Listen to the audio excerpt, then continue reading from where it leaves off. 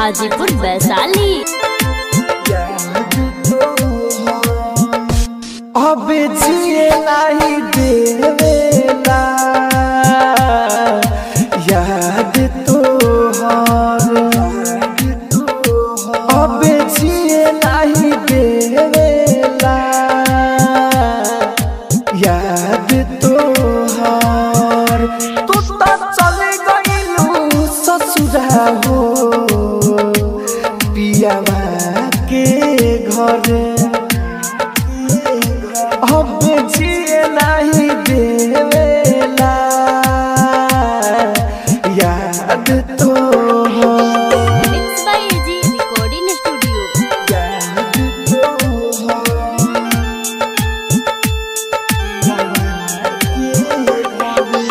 Music by Kanchan Raj, Hajipur Vaishali.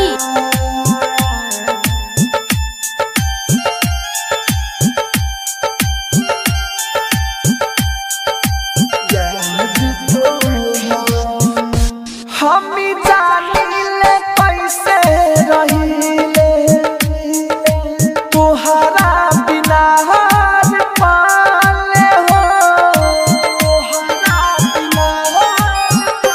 हम जानिले कैसे रहिले तोहरा बिना हर पाले हो।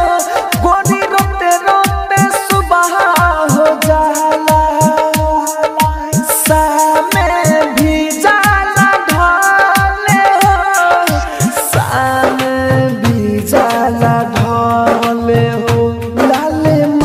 चटे लागल बा ई दिल में लहर, अब जिए नहीं देवेला